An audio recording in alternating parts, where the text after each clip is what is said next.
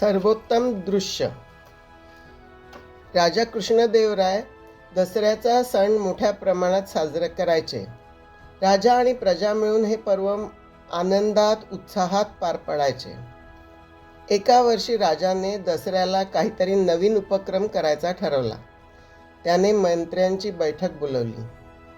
यावर्षी दसऱ्याला काही नवीन करायची इच्छा आहे, ज्यात प्रजेचाही सहभाग असेल. मंत्र्यांनी नवनवीन कल्पना सुचवल्या, पण एकाने खूप छान सांगितले, महाराज, दसरा मैदानावर दृश्य साकार करायला सांगा. ते कसं करता येईल? बघा, ज्यांना भाग घ्यायचा आहे त्या प्रत्येकाला दसरा मैदानावर एक ठराविक जागा दिली जाईल. तिथे त्याने आपले दृश्य साकारायचे. दृश्य तर चांगले असलेच पाहिजे, पण त्याने समाजाला काही संदेशही दिला पाहिजे. वा वा, फार छान.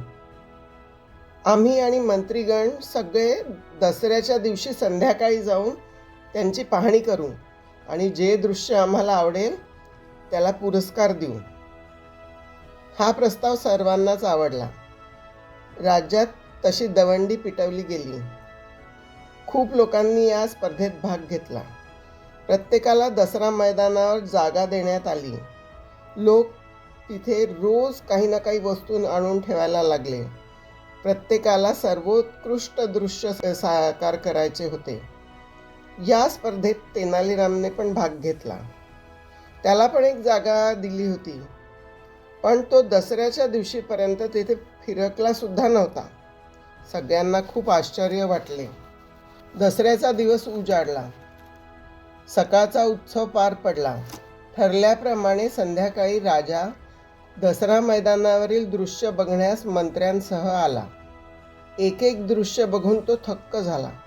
लोकांनी खूप परिश्रम करून सुंदर सुंदर दृश्य साकारली होती. प्रत्येकातून काही ना काही संदेश पण मिळत होता. दृश्य बघता बघता राजा तेनालीरामाच्या दृश्याजवळ आला. तेथे फक्त वाळलेल्या काटक्यांचा एक ढीग होता आणि त्यावर 10 तोंडांचा रावण उभा होता. राजाला ते दृश्य मुळीच आवडले नाही. आवडण्यासारखे काही नव्हतंच म्हणा त्यात. राजा त्या राक्षसाकडे बघत होता. तोच तो बोलू लागला, राजन, रामाने माझा वध केला. तू सुद्धा दसऱ्याला माझे धूमधडाक्यात दहन करतोस. पण तुला काय वाटतं, मी खरंच मरून जातो? मी एकदा मेलो तरी पुन्हा पुन्हा जिवंत होत असतो.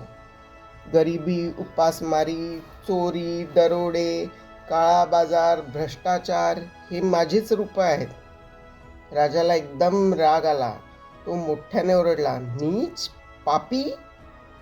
त्यावर तो राक्षस परत म्हणाला, तू मला कितीही मारण्याचा प्रयत्न केलास तरी मी सतत प्रकट होतच राहीन.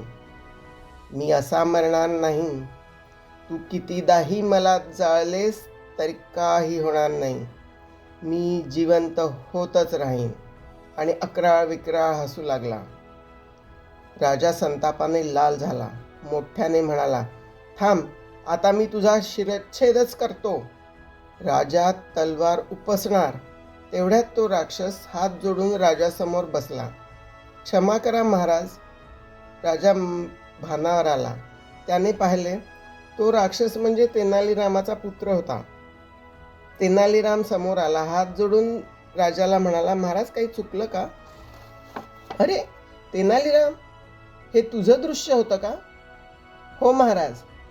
बापरे, अगदी जिवंत. खूप छान. आम्ही अगदी हरवून गेलो होतो. तुझा संदेशही खूप आवडला. दुसऱ्या दिवशी दरबारात राजाने तेनालीरामच्या दृश्याला सर्वोत्तम म्हणून जाहीर केले आणि प्रथम पुरस्कारही दिला. मित्रांनो, तुम्हाला जर ही गोष्ट आवडली असेल तर व्हिडिओला लाईक करा व शेअर करा. आणि अशाच आणखी गोष्टी ऐकायच्या असतील तर चॅनेलला सबस्क्राईब करा. धन्यवाद.